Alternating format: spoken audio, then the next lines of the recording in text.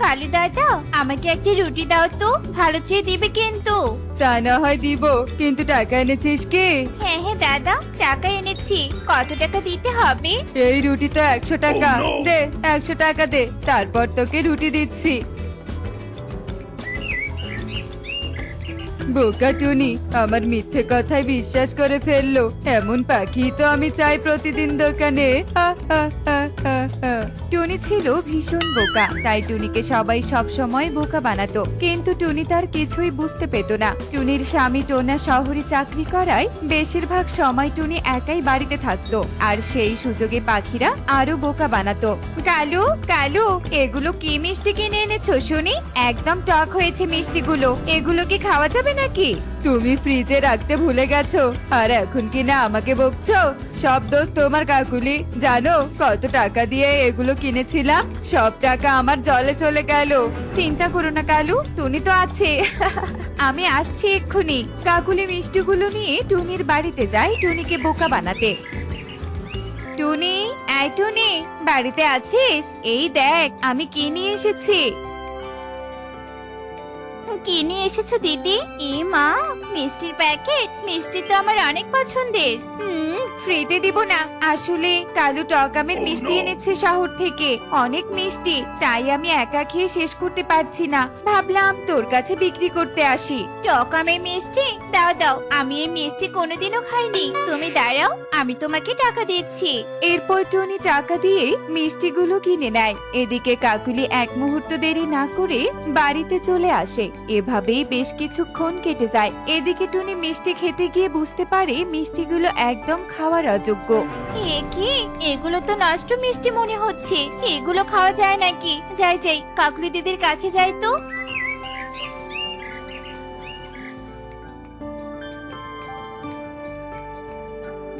এ কি টনি, তুই মিষ্টিগুলো নিয়ে এলি যে? অনেক মজা হয়েছে তাই তো? আসলে দিদি, মিষ্টিগুলো তো অনেক টক, এগুলো মনে হচ্ছে নষ্ট হয়েছে। টক মিষ্টি টক তো হবেই টনি, তুই খেতে না পারলে তোর দোষ। আমি তো আগেই তোকে বলে দিয়েছিলাম। এখন এগুলো নিয়ে চলে যা, খেতে না পারলে ফেলে দে।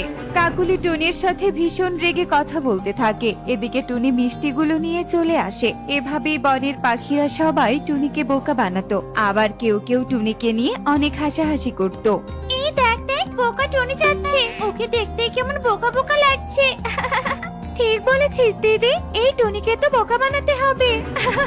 পাখিদের কথা আড়াল থেকে টুনি শুনতে পায়, কিন্তু কোনো প্রতিবাদ না করে নীরবে সেখান থেকে চলে যায়। এভাবেই পাখিদের কথায় টুনি কোনো প্রতিবাদ না করে ভীষণ কষ্ট পেত। সবাই আমাকে বোকা বলে, আমাকে বোকা বলে কত আনন্দ করে। কিন্তু আমি কি সত্যি বোকা, নাকি আমাকে বোকা বানানো হয়? আমি নাকি বোকা, তাই আমার সাথে কেউ মিশতে চায় না। টনি এভাবেই কান্না করত। এভাবেই আরো দিন কাটতে থাকে। টনি রে টনি, কোথায় তুই? তোর স্বামীর তো অনেক টাকা পয়সা, আমাকে তুই সাহায্য কর টনি। কি হয়েছে দিদি, কাঁদছো কেন?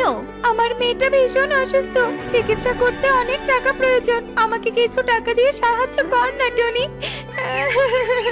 কেঁদো না দিদি, তুমি একদম কেঁদো না। আমি তোমাকে সাহায্য করব। আমাকে জন্য এই মাসে বাজারের খরচ দিয়ে গেছে, আমি তোমাকে সেই টাকাই দিচ্ছি। সহজ সরল টনি টিয়েকে তার মাসের খরচের টাকা দেয়, আর টিয়ে বাহিরে এসে গাছতলায় ভীষণ হাসতে থাকে। ওকা টনি পাখি, আমার তো কোনো মেয়েই নেই, তাহলে অসুস্থ হবে কে? এই টাকা দিয়ে বরং তোতা সহ আমি ঘুরতে চলে যাই। টিয়ের এমন কথা গাছে থাকা প্রজাপতি শুনতে পায়, আর প্রজাপতির টনির প্রতি অনেক মায়া হয়। সত্যি এই টুনি আসলে বোকা নয়, টুনি হলো অনেক সহজ সরল। আর টুনির এই সহজ সরলতাকে কাজে লাগিয়ে সবাই টুনিকে বোকা বানায়। আমাকে এই টুনিকে সাহায্য করতেই হবে। প্রজাপতি প্রতিজ্ঞা করে যে সে টুনিকে সাহায্য করবে। এভাবেই দুদিন কেটে যায়। তোমরা সবাই কোথায় যাচ্ছ? আমাকেও আমিও কতদিন থেকে কোথাও ঘুরতে যাই না। তোকে কেন সাথে নিয়ে যাব? তুই হলে একটা বোকার হাড্ডি, তোকে সাথে নিয়ে গেলে তো আমাদের সম্মান শেষ হয়ে যাবে। তার থেকে ভালো তুই এখানেই থাক। একদম ঠিক কথাই বলেছিস কাকুলি, ওকে সাথে নিয়ে গেলে ওর বোকা বোকা কাজ দেখতে হবে আমাদের। পাখিরা এভাবেই হাসতে থাকে আর সেখান থেকে চলে যায়। এদিকে টুনি এমন কথা শুনে ভীষণ কাঁদতে থাকে। কেতো না টুনি, একদম কেতো না। দেখো না প্রজাপতি, ওরা আমাকে বোকা বলে কত হাসি ঠাট্টা করে, আমার ভীষণ কষ্ট হয়। একদম কেঁদো না, তুমি মোটেও বোকা নাও, বরং ওরা তোমার সহজ সরলতাকে কাজে লাগায়। এখন থেকে তুমি ভেবেচিন্তে কাজ করো, আর আমি যা বলবো তা মানার চেষ্টা করবে, বুঝেছো? আমি তোমার বন্ধু। টনি এমন নতুন বন্ধু পেয়ে ভীষণ খুশি হয়। এভাবেই দিন কাটতে থাকে।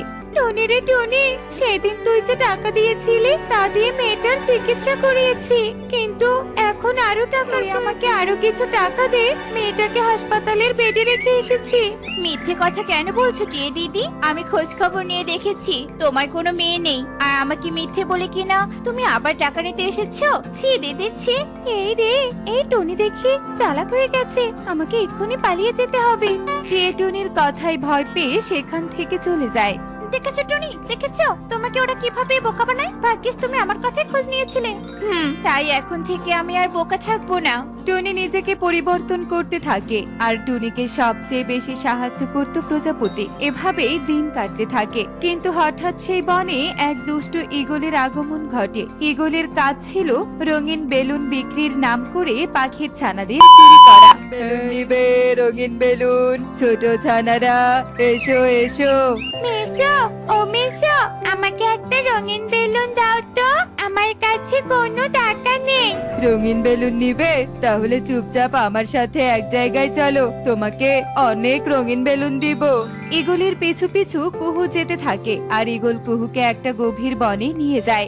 ওই তো, ওই ঘরে যাও, ওই ঘরে অনেক রঙিন বেলুন আছে, যাও তুমি নিয়ে এসো।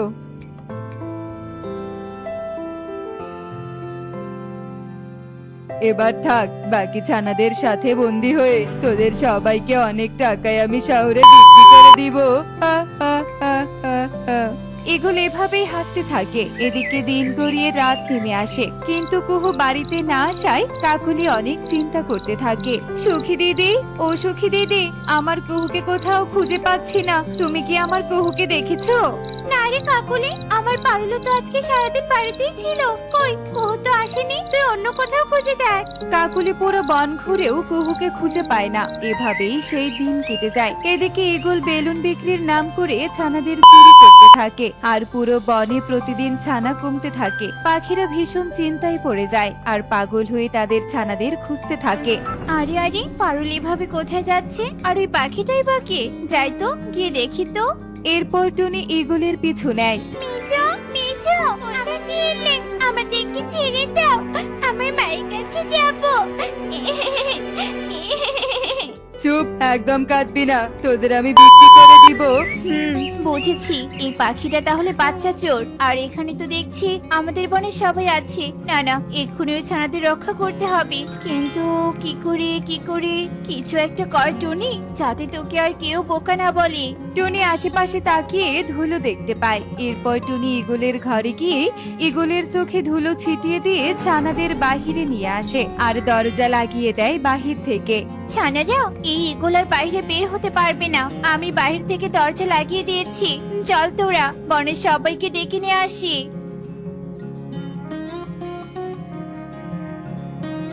এরপর টনি বনের সব পাখিকে সেখানে ডেকে নিয়ে আসে, আর সবটা খুলে বলে।